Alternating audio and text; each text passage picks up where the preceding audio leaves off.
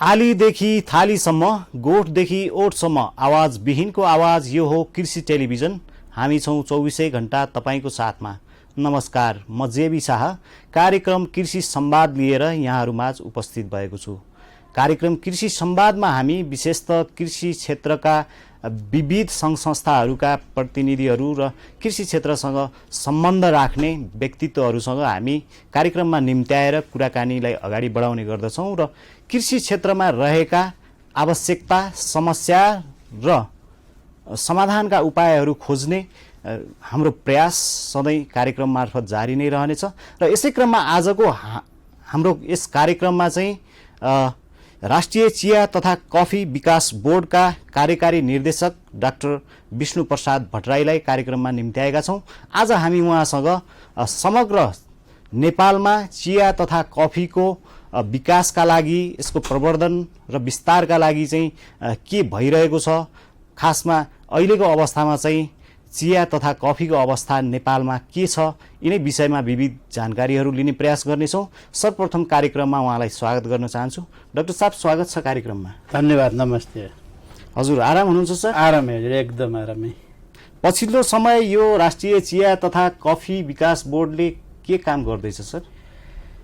अहिले राष्ट्रिय चिया तथा कफी विकास बोर्डले चाहिँ विशेष गरेर यो चिया र कफीको उत्पादनलाई वृद्धि गर्दै यसको उत्पादनलाई प्रशोधन गर्दै चाहिँ राष्ट्रिय र अन्तर्राष्ट्रिय बजारमा चाहिँ दिगो हिसाबले चाहिँ आफ्नो मार्केट प्रमोसन गर्ने एक्टिभिटिजलाई अगाडि सारेको छ। अहिले पछिल्लो समय विभिन्न महामारीका कारण, अझ खास गरी गत वर्षदेखि चाहिँ कोरोना महामारीका कारण विभिन्न क्षेत्रहरू प्रभावित भए, कृषिका क्षेत्रहरू पनि प्रभावित भए।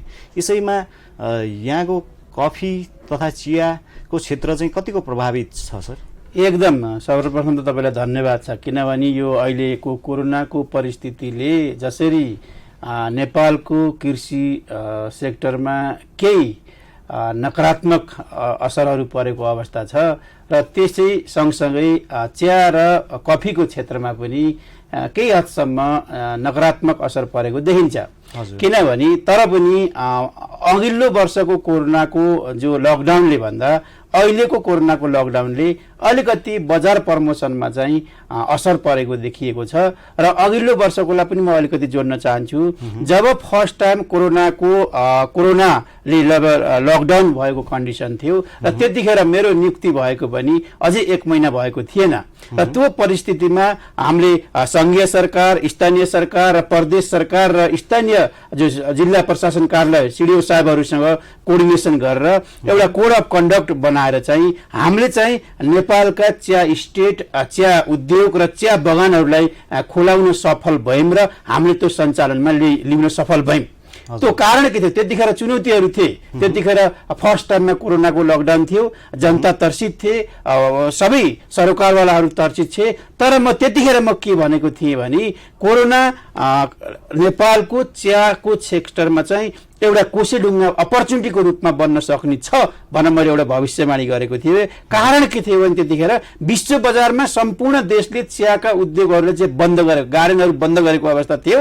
र त्यो परिस्थितिमा हामीले सबै संयन्त्रलाई युज गरेर हामीले चाहिँ चियाका बगान, चियाका उद्योगहरू खोल्न सफल भयौँ र जसले गर्दा नेपालकै इतिहासमा अघिल्लो वर्षको जो सिटिसीको चिया चाहिँ इतिहासमै सबभन्दा बढी महँगोमा बिको र नेपालमा भएको सबै चिया सिद्धिएको अवस्था थियो अघिल्लोमा। र त्यसले लकडाउनको परिस्थितिले मैले जो फिल्डको सरकारवालाहरूसँग भेरिफिकेसनबाट स्टडी गर्दा मैले के देखाएको थिएँ भने टेन्टेटिभली 19 देखि 21 करोडसम्म लस भएको डाटा चाहिँ मैले मन्त्रालयमा प्रेजेन्ट गरेको थिएँ। र त्यो डाटाको फलस्वरूप जसको लस भएको छ र त्यो सरकारवालाहरूसँगलाई प्रदेश सरकार मार्फत क्षतिपूर्ति दिने समेत काम भएको अवस्था थियो अघिल्लो वर्ष। र अहिलेको लकडाउनको परिस्थितिमा के छ भने अहिले अन्तर्राष्ट्रिय बजारमा पोहोर जसरी चिया महँगो बिकेको थियो भने अहिले बजार प्रमोसनमा समस्या आएको छ। चियामा के छ, जहिले हामीले चियाको डोमेस्टिक चिया यस्तो बाली हो नेपालको लागि कृषि सेक्टरको डोमेस्टिक कन्जम्पसनलाई फुलफिल गरेर र पनि above the 50% of the production अन्तर्राष्ट्रिय बजारमा जाने हो।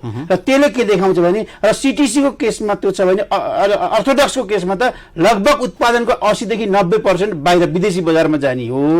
र लकडाउनले अहिले के छ भने अर्थोडक्स चियाको केसमा चाहिँ सेम्पलहरू हामीले पहिले पठाउनु पर्ने हुन्छ हाम्रो उद्योगीहरूले, त्यो सेम्पल पठाउन कठिनाइ आएको अवस्था र जसले गर्दा सिटिसीको हकमा पनि त्यसरी चाहिँ जो लकडाउन अरू कन्ट्रीमा पनि लकडाउन इन्डियामा पनि लकडाउन भएको हुनाले अहिले मार्केटिङको सञ्जालमा मार्केट प्रमोसन गर्नलाई आफ्नो मार्केटिङ च्यानललाई चाहिँ सेटलमेन्ट गर्नलाई चाहिँ अलिकति लकडाउनले उपयुक्त समय अहिले चाहिँ अलिकति उपयुक्त समय भएको छैन र जसले गर्दा अहिलेको सालको कोरोनाले चाहिँ मार्केटिङ सेक्टरमा असाध्यै असर पारेको देखिन्छ चिया अथवा कफी दुईटैलाई। पछिल्लो समय उत्पादनको हिसाबले अथवा किसानहरूको उत्पादनको हिसाब र निर्यातको अवस्थालाई हेर्ने हो भने यसको ब्यालेन्स छ? एकदम निर्यातको हिसाब हेर्दा त अहिले एकदम सान्दर्भिक कुरो उठाउनु भयो। हो यसले के देखाउँछ भने नेपालको कृषि सेक्टरलाई विकास गर्नको लागि कृषि सेक्टरले हेर्ने नेतृत्व गर्नेले जो चियालाई हेर्ने आँखामा परिवर्तन गर्न पर्ने हुन्छ भनेर म बारम्बार भन्छु। हामीले समृद्धिका कुरा गर्छौँ, हामीले सस्तो दिगो विकासका कुरा गर्छौँ, हामीले इन्कम जेनेरेसन पोभर्टी रिडक्सनका कुरा गर्छौँ, तर हामीले के हेरिन्न भने कुन खेती कुन क्रपबाट बढीभन्दा बढी इन्कम जेनेरेसन हुन्छ र त्यसलाई रोजगार सिर्जना गर्न सक्छ र विदेशी करेन्सीलाई भित्राउन सक्छ भनेर चाहिँ आइडेन्टिफाई गर्नमा ल्याकिङ भएको देखिन्छ। र अहिले चियालाई के कन्डिसन छ भने चियालाई हेर्ने आँखामा अलिकति परिवर्तन गर्न जरुरी छ। यो साना किसानको खेती हो, यो साना किसान वर्गहरूको पनि खेती हो भनेर हेर्न जरुरी देखिन्छ र यो नेतृत्व गर्ने तथा सरकारमा सञ्चालनमा बस्ने मन्त्रालयका प्रतिनिधिहरूले हेर्न पर्ने जरुरी देखिन्छ।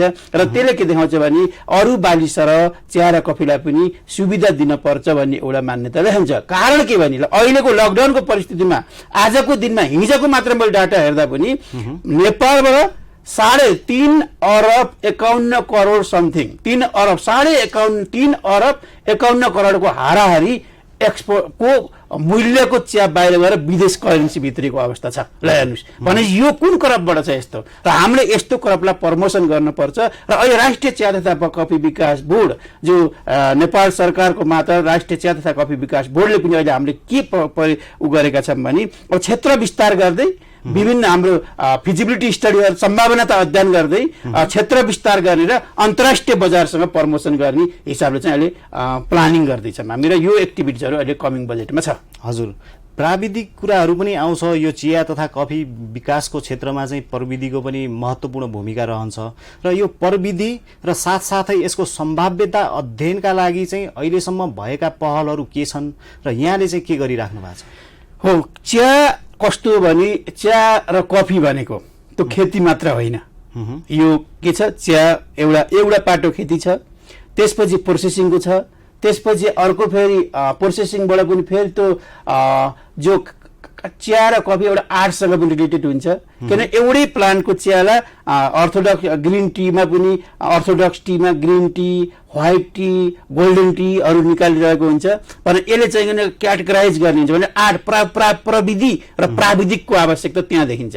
यता तपाईँको के भन्छ कफीमा पनि कफी उत्पादन गरिन्छ, एउटा एग्रिकल्चरल हिसाबले चाहिँ एउटा खेती गरेर उत्पादन गरिन्छ। उत्पादन गरिसकेपछि उत्पादन भइसकेपछि त्यसपछि प्रोसेसिङ गरिन्छ। त्यसलाई प्रोसेसिङ गरिसकेपछि जब बिनलाई गएर फेरि रोस्टिङ गर्ने काम हुन्छ। हो, त्यहाँ गएर रियल भेल्यु हुन्छ कि यदि रोस्टिङ त कला हो नि त, फेरि त्यो प्राविधिक त्यहाँ चाहिन्छ। त्यो रोस्टिङ गर्दाखेरि अलिकति पनि टेम्परेचर मिलाउन सकेन भने त्यो कफी फेरि पाउडरको रूपमा जान सक्छ।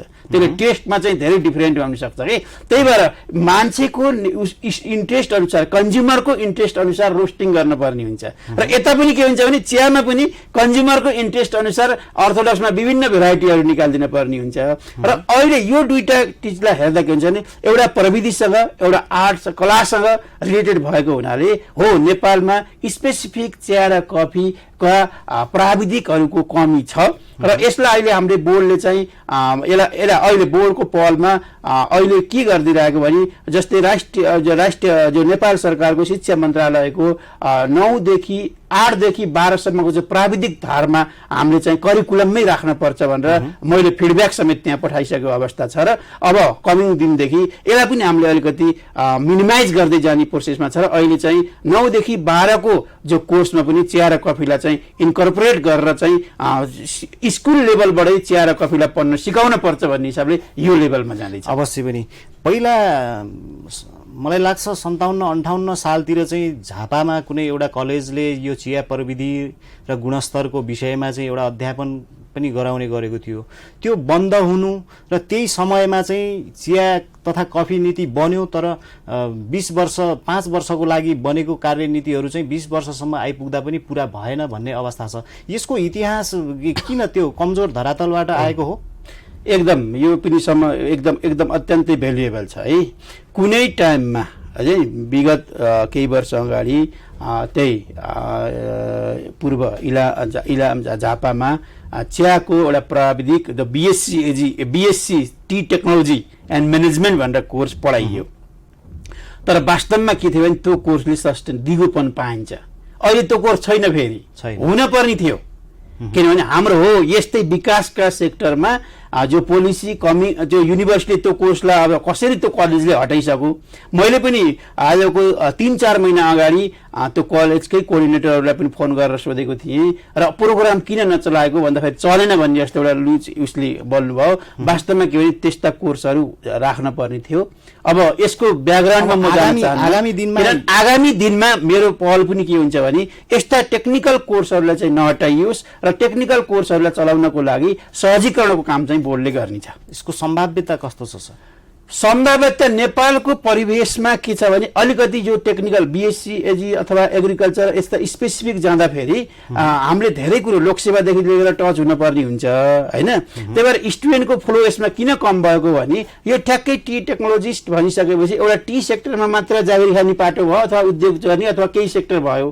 तर नेपालको एजुकेसन कस्तो छ भने मिडल क्लास फ्यामिली छ, सबैको दिमागमा के छ भने पढेपछि जागिरी खान पर्छ भन्ने छ नि त। त्यही भएर स्कोप कम भएको हो। त्यो स्कोप कम भएको हुनाले स्टुडेन्टको एट्र्याक्सनमा कम परेको। किन नेपालको मिडल क्लासको फ्यामिली हामीले पढेपछि जागिरी खान पर्छ, हामीले पढेको जागिरी खाना हो भन्ने जो कन्सेप्ट छ नि त्यो कन्सेप्टले ग्रसित भएको हुनाले यस्ता स्पेसिफिक कोर्स जब आउँछन् यिनी छायामा पर्छन्। किनभने यसको दायरा त कम हुन्छ। दायरा कम भइसकेपछि उनीहरूको पछि चाहिँ एउटा अलि दायरा बढाउन खोज्छ स्टुडेन्ट जाँदाखेरि त्यसरी चाहिँ यसरी चाहिँ स्टुडेन्टको कमी भएको होला जस्तो लाग्छ। यो शिक्षालाई यो प्राविधिक शिक्षालाई चाहिँ सम्भाव्यतासँग जोडेर हेरौँ सर, या त नेपाली युवाहरूले चाहिँ अथवा विद्यार्थीहरूले चाहिँ नेपालमा यसको भविष्य खास गरी यसको उत्पादन क्षमता जति थियो त्यो भइराखेको छ, यहाँभन्दा बढ्दैन भन्ने खालको मानसिकता अथवा प्राय जस्तो नेपालीहरूले त यो चियाको उत्पादन अथवा चिया बगैँचा नै नदेखेको कतिपय भेगहरू छ। नेपालमा थुप्रो यो विशेष गरी पश्चिमी भेग चाहिँ चिया क्षेत्रबाट वञ्चित छ। यहाँ सम्भावना नभएर हो या त्यसको सदुपयोग गर्न नसकिएको हो। यो सम्बन्धमा यदि साँच्चीकै अध्ययन गरेर त्यसको सम्भाव्यता अगाडि ल्याउने हो भने त्यसरी शिक्षा र सम्भाव्यतालाई सँगै अगाडि बढाउँदा राम्रो हुँदैन होला? एकदम राम्रो कुरो। जस्तै अब चिया र कफीको इतिहास किन यसो भनियो छ भने भेग छुट्याइएको छ के यो वास्तवमा चिया र कफीको जग बसालिदिएको हामीले अन्यथा लिन हुन्न। पूर्व राज शासक टाइममै हो है। जसरी पूर्वमा 5 जिल्लालाई चाहिँ चिया घोषित गरिदिए त्यसपछि पश्चिमको चाहिँ 5 जिल्ला गुल्मीमा लगेर कफी घोषणा गरे हैन र यसरी चाहिँ ब्याकअप बनेको खास है। त्यसपछि अहिले त त्यसपछि आउने उनीहरूले जो प्लान्टेसन पूर्वमा चिया त्यो प्लान्टेसन अहिले भएको हो र उही पहिले जसरी राजाले गजेन्द्र नारायण सिंहको चाइनाबाट आफ्नो उसलाई पठाएर त्यो इतिहास धेरै लामो छ। त्यसरी भएर त्यहाँ प्लान्टेसन भयो 1920 देखि इतिहास धेरै लामो छ। म त्यही भएर ठ्याक्कै धेरै लामिन्छ भनेर त्यता नभएको र हो त्यो चाहिँ अब हामीले चिर्न पर्ने अवस्थामा हामीले बोर्डले अब के गर्छ भने विभिन्न अहिले पनि सुर्खेत हाम्रो सुर्खेतको उसमा चाहिँ 6 नम्बर प्रदेशसँग कोअर्डिनेसन गरेर त्यहाँ पनि फिजिबिलिटी हामीले गरिरहेका छौँ। हिजो मात्र त्यो फिजिबिलिटीको ड्राफ्ट प्रेजेन्टेसन थियो। त्यसपछि चाहिँ अब फिजिबिलिटी गरेर चिया पश्चिममा पनि फिजिबल कच्छ त्यो पनि बढाउन पर्ने हुन्छ र पूर्वमा कफीको पनि फिजिबिलिटी कच्छ त्यो पनि बढाएर चाहिँ यो होलिस्टिक स्टेपमा कन्ट्रीमा जुन एग्रो क्लाइमेटिक जोन को हिसाबले जुन जुन जिल्लामा जे हुन्छ त्यसलाई क्याटेगराइज गर्न जरुरी छ र बोर्ड त्यो काममा अगाडि बढिसकेको छ। चिया तथा कफीको अन्तर्राष्ट्रिय बजार हेर्दाखेरि चाहिँ अत्यधिक राम्रो छ र आशा लाग्दो छ। यसमा हामीले केही प्रगति गरेको अवस्था पनि छ, तर यतिमै हामीले ढुक्क हुनुपर्ने अवस्था होइन कि यसलाई चाहिँ हामीले एउटा सम्भावनालाई सदुपयोग गर्ने पाटोतिर लागेर चाहिँ सरकारले विशेष गरी बजेटमा अथवा कार्यनीतिमा यसलाई चाहिँ कतिको प्राथमिकता दिएको पाउनु भएको छ सर? होइन, अब अलिकति प्राथमिकमा आइसकेको, अब आउन थालिसकेको छ। जस्तै पहिलेका दिनहरूमा चिया र कफीलाई त्यति मिडियामा पनि आउन दो। खास के हुन्छ भने जेको पनि हामीले विकासमा मिडियालाई चाहिँ हामी सँगसँगै लान पर्ने। मैले जहिले पनि बारम्बार म जुन दिन कुर्सीमा आएदेखि पनि भनेको चाहिँ विकासको एउटा मोडेलमा हामीले चौथो अङ्ग जो भन्छ मिडियालाई हामी जबसम्म सँगसँगै लान्नौँ र त्यो विकासले छलाङ मार्न सक्दैन। यो यहाँको परिपाटी त्यो बिग्रियो छ कि, किनभने एवेरनेसको कुरोलाई प्रचार प्रसारको कुरोलाई सबभन्दा बढी महत्त्व हुन्छ कि। त्यही भएर मेरो प्लानिङ के छ भने हामी सँगसँगै जानुपर्छ र त्यसपछि एवेरनेसका कुराहरू आउँछन्। प्रचार प्रसार यसको स्कोपको प्रचार प्रसार गर्ने त मिडियाले हो नि त। भनेपछि डेभलपमेन्ट विकासको क्षेत्रमा मिडियाको यति ठुलो रोल हुन्छ कि उसलाई चाहिँ कसरी चाहिँ कोर्डिनेट गराएर कसरी चाहिँ अगाडि बढाइदिने भन्ने चाहिँ ठुलो रोल हुन्छ। र यहाँ अलिकति कमी त्यो पहिले थियो, अब त त्यो अलिकति कृषिमा पनि हेरौँ कति कृषि टिभीहरू खुले, कति कृषि पत्रकारहरू हुनुभएको छ होइन। र यो पोजिटिभ पक्ष हो। र यसमा अहिले चिया र कफीको सेक्टरमा चाहिँ अब हामी के गर्दैछौँ भने विशेष गरेर अहिले जे भएछ यति सफिसियन्ट छ भन्न म चाहन्न, किनभने हामी दिगोपन छैन मार्केटमा। अन्तर्राष्ट्रिय बजारमा दिगो मार्केट बनाउन चाहन्छु मेरो नेतृत्वमा, म भएको बेलामा बोर्डबाट। यही सिलसिलामा अहिले हामीले के काम थालिरहेका छौँ भने हामीले अघिल्लो भदौ 6 गते हामीले जब ट्रेडमार्क घोषणा गरियो, नेपालको चियाको आइडेन्टिटी बनाइयो। Nepal tea quality for Himalayan भनेर चाहिँ विश्व बजारमा हामीले बजारीकरण गर्नको लागि नेपालको आइडेन्टिटी बनाइयो। त्यसको लक्ष्य उद्देश्य के थियो भने कलेक्टिभ मार्केटिङ थियो। कलेक्टिभ मार्केटिङ गरेर अब विश्व बजारमा नेपालको एउटै नामबाट चिया जान्छ र त्यसको क्राइटेरिया चाहिँ बोर्डले बनाइदिइसकेको छ कस्तो चिया उत्पादन गर्ने भनेर। अब त्यो बनाइसकेपछि अब त्यसपछिको फेज चाहिँ बोर्डको के थियो भने मेरो नेतृत्वमा के गर्दैछौँ भने अब चियाको चाहिँ ट्रेसेबिलिटी अहिले यो इम्प्लिमेन्टेसन हुँदैछ। ट्रेसेबिलिटी भनेको के हो भने हाम्रो नेपालको चिया अन्तर्राष्ट्रिय बजारमा कुनै जर्मनको कुनै बजारमा चाहिँ कुनै एउटा बोराको लटको चिया चाहिँ अनइडेबल त्यति क्वालिटीको भेट्टेन भने नेपालको चियाको बदनाम हुन पाइएन कि त्यो चिया कुन गार्डनको थियो भनेर हामीले ट्रेसिङ गर्न सक्छौँ सिधै बोर्डको अन्डरमा हो। अब चाहिँ यो ट्रेसेबिलिटी कन्सेप्ट हामीले चाहिँ अहिले सेटअप गर्दैछौँ र अर्ग्यानिक सर्टिफिकेसन, अर्ग्यानिक प्रोडक्सन र अर्ग्यानिकलाई चाहिँ प्रोसेसिङ गर्ने चाहिँ एक्टिभिटिजहरू चाहिँ अहिले यो वर्षदेखि हामी सुरु गरेका छौँ। र योसँग हाम्रो एउटा EIF प्रोजेक्टले युरोपियन उसको EIF को प्रोजेक्ट पनि छ हामीसँग, अराउन्ड 15-16 करोडको प्रोजेक्ट छ। यसको सपोर्टमा चाहिँ हामीले चाहिँ ट्रेसेबिलिटी, अर्ग्यानिक सर्टिफिकेसन र मार्केट प्रमोसनको ट्रायङ्गल हिसाबमा ट्रेड ब्रान्डिङ चियालाई चाहिँ यसरी जानुपर्छ भनेर यो मोडालिटीमा हामी अहिले अगाडि बढेको छ। विशेष गरी यो ट्रेडमार्क लोगो प्राप्त गरेर यसलाई बजारीकरण गरिसकेपछि लोगो मार्फत यसको प्रतिक्रिया चाहिँ विश्व बजारबाट चाहिँ के पाउनु भएको छ सर? एकदम राम्रो। यो लोगो राम्रो किन छ भने राम्रो पाउनेको कारण पनि बताइदिनु पर्ने हुन्छ। किनभने लोगो पाउनको लागि हामीले सर्टेन क्राइटेरिया बनाएका छौँ। सबै लोगो पाउन त प्रत्येक वर्ष लोगो ओपन हुन्छ र त्यहाँ उद्योगीले त्यसलाई चाहिँ एप्लाई गर्ने हुन्छ। त्यसपछि त्यसको हाम्रो बोर्डले कार्यविधि बनाएको छ। त्यो कार्यविधि के छ भने त्यो कार्यविधि चाहिँ अन्तर्राष्ट्रिय मापदण्ड अनुसारको छ। अन्तर्राष्ट्रिय बजारमा विश्व बजारमा कस्तो क्वालिटीको चिया कहाँ जान्छ त्यो मापदण्ड अनुसारको पर्छ र त्यसको टेक्निकल कमिटीले भेरिफाई गरिसकेपछि बल्ल त्यसले लोगो पाउँछ। र यसले के देखिन्छ भने लोगो कार्यान्वयन गर्ने भनेको नेपालमा क्वालिटीको चिया उत्पादन गर्ने हो। जबसम्म हामीले क्वालिटीमा हामीले एस्योर गर्न सक्दैनौँ नि, फेरि हाम्रो बजार छ भन्दैमा जहिले पनि गाईले दुध दिन्छ भनेर त्यो बाल्टीमै थाप्न पर्छ कि त्यो जालीमा थाप्यो भने त चोएर जान्छ नि त। त्यस्तै हो, क्वालिटीको हामीसँग छ चिया, त्यसलाई एउटा संस्थागत हिसाबले दिगो मार्केटिङ गर्न चाहिँ हाम्रो क्वालिटीलाई एस्योर गर्न मोनिटरिङ गर्न पनि सक्नुपर्छ भनेर चाहिँ हामीले त्यो ट्रेडमार्कको गाइडलाइन्स बनाएको छौँ। गाइडलाइन्स फुलफिल गरे अनुसार हामीले ट्रेडमार्क दिन्छौँ र प्रत्येक वर्ष ट्रेडमार्कलाई रिन्यू गर्नुपर्ने हुन्छ र हाम्रो टेक्निकल टिम गएर भेरिफाई गर्छ र यसले के देखिन्छ भने हाम्रो चिया चाहिँ अन्तर्राष्ट्रिय मापदण्ड अनुसारको चिया हामीले पठाउन सक्सेस भएका हुन्छौँ र यसले के गर्छ मार्केटलाई दिगो हुन्छ र क्वालिटी भइसकेपछि नेपालको चिया चाहे कफी दुइटैको कुरो गर्ने विश्व बजारमा अब्बल छ। विभिन्न कारण चिया किन अब्बल छ?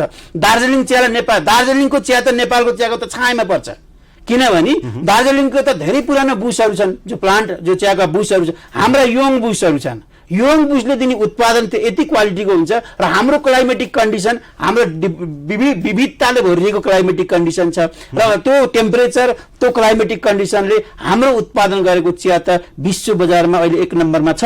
तर हामीले यो क्वालिटीलाई हो चलखेल के छ भने सबैको इमान्दारिताको जरुरी छ। फेरि कहिलेकाहीँ के हुन्छ भने यसमा लागेका सरकारवालाहरूले पनि हत्ते उत्पादन बढाउँछु भनेर जे अनेक थरी माटोमा हालिदिने, त्यसपछि त्यसको क्वालिटी त्यो चिया भनेको त सिधै खाने चिज हो नि त, त्यसले चाहिँ क्वालिटी हेल्थसँग चाहिँ रिलेटेड हुने कुरा हुन्छ र त्यसले काहीँ इमान्दारिताको सबैको खाँचो छ र क्वालिटी उत्पादन गरिसकेपछि लोगो पाएको चियालाई चाहिँ अन्तर्राष्ट्रिय बजारमा दिगो मार्केट पनि हुन्छ र यसले चाहिँ सस्टेन हुन्छ र मोर प्राइस पनि पाउँछ। हजुर, यो चिया तथा कफीको क्षेत्रमा चाहिँ काम गर्ने विभिन्न सङ्घ संस्थाहरू पनि छन् जो यहाँहरूसँग समन्वयात्मक ढङ्गबाट चाहिँ कार्यहरू गरिराख्नु भएको छ। उहाँहरूको भूमिका चाहिँ कस्तो पाउनु भएको छ र यो क्षेत्रमा लागिरहनु भएका विशेष गरी चिया खेती गर्ने किसानहरूको अवस्था र उहाँहरूको चाहिँ माग चाहिँ के छ?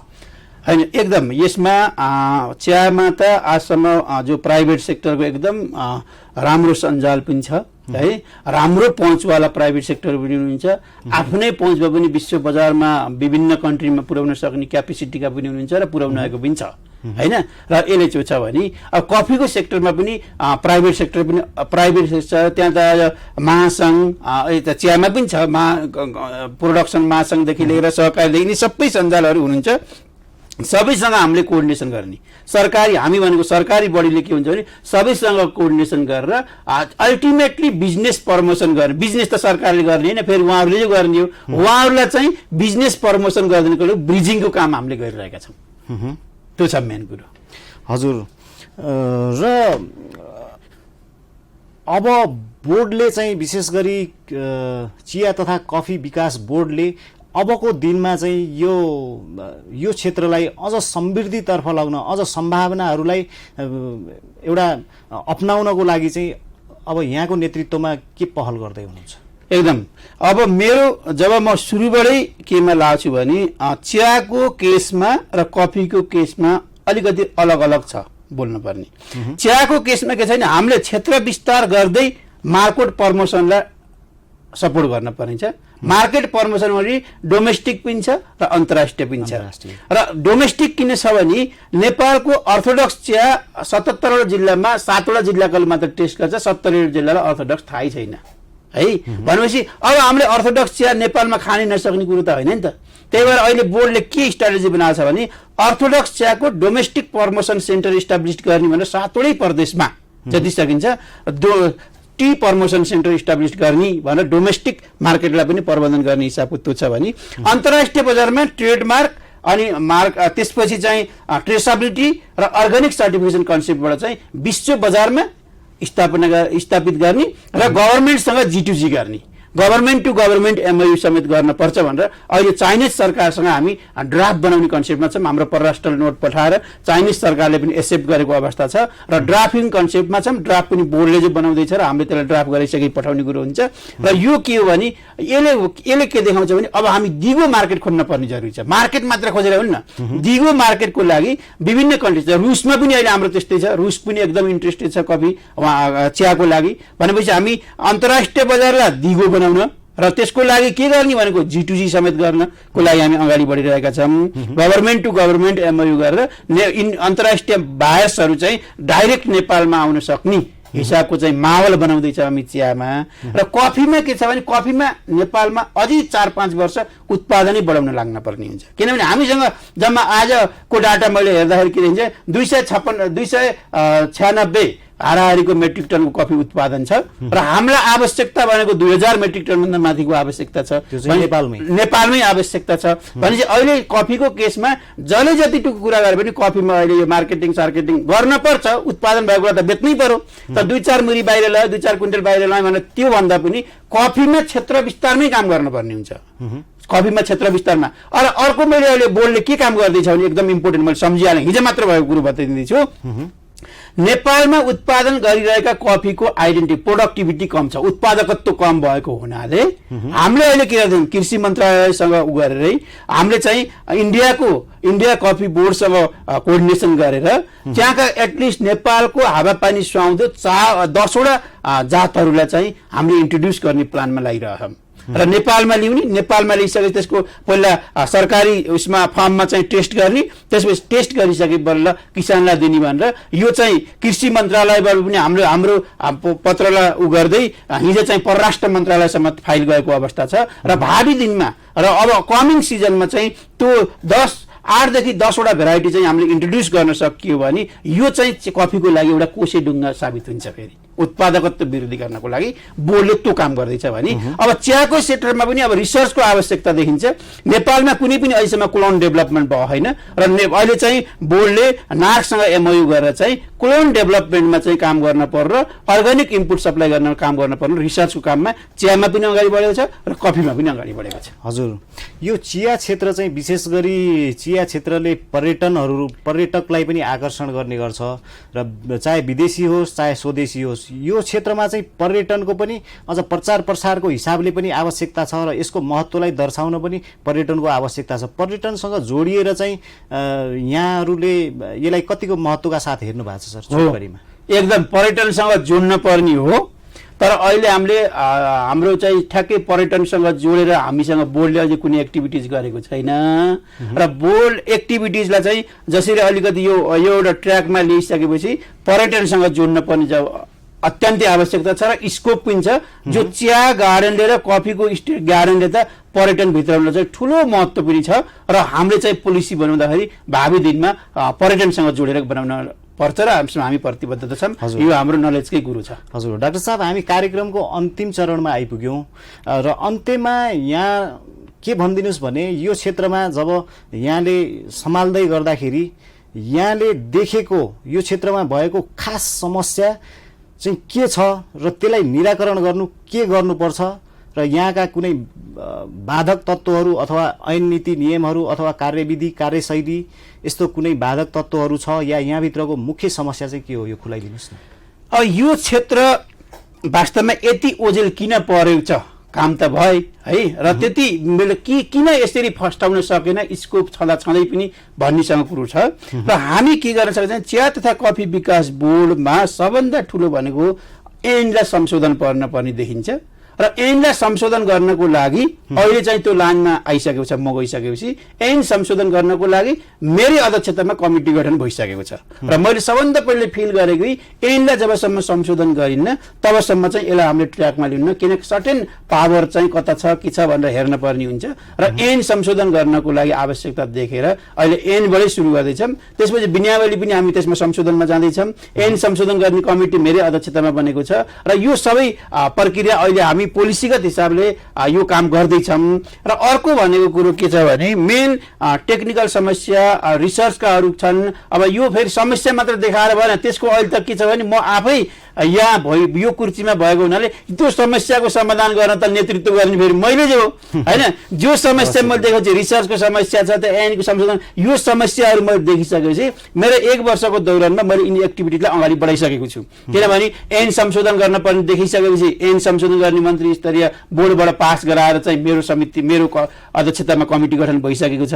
रिसर्चको कमी देखिएको थियो, रिसर्चमा चाहिँ त्यो पनि नार्कसँग एमओयू गरेर चाहिँ एक्टिभिटी अगाडि बढाइसकेको छ। जस्तै यता फेरि कफीको भेराइटीको समस्या देखिएको थियो, त्यो पनि इन्डियाबाट मगाउने भनेर चाहिँ मेरै नेतृत्वमा गएर चाहिँ त्यसलाई चाहिँ अहिले कुटनीतिक नोटसम्म पुर्याइसकेको छ। भनेपछि यिनलाई चाहिँ के गर्छ, कलेक्टिभली गराएर 1 वर्षको दौरानमा यो रियलमा यो सेक्टरमा भएका समस्या आइडेन्टिफाई गरेर चाहिँ हामी चाहिँ यो प्रक्रियागत हिसाबले अगाडि छौँ र मलाई लाग्छ 1 वर्ष यो अब कमिङ टाइममा चाहिँ आउँदाखेरि यो समस्या यति समाधान गरेँ भन्न पाइयोस् भन्ने हजुरसँग अनुरोध भयो। हस्, यहाँलाई धेरै धेरै शुभकामना र यो विशेष समय र संवादका लागि विशेष धन्यवाद दिन चाहन्छु। हस्, धन्यवाद तपाईँहरूलाई पनि है। हजुर दर्शकबिन, उहाँ हुनुहुन्थ्यो राष्ट्रिय चिया तथा कफी विकास बोर्डका कार्यकारी निर्देशक डाक्टर विष्णु प्रसाद भट्टराई।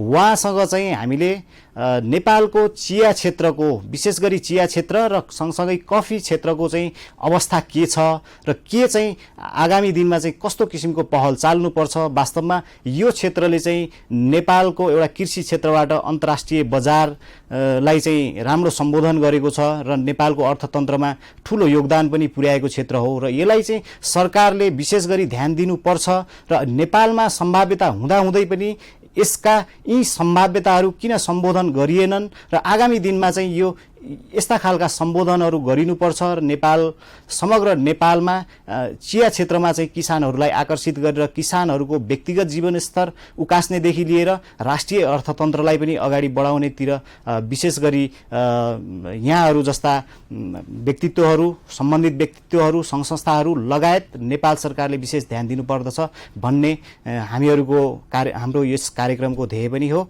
र सँगसँगै आगामी दिनमा उहाँको कार्यकालको पूर्ण सफलता र उहाँले जुन योजनाहरू ल्याउँदै हुनुहुन्छ त्यसको लागि पनि विशेष हामी शुभकामना व्यक्त गर्न चाहन्छौँ र कार्यक्रमको समय यही सकिएको छ।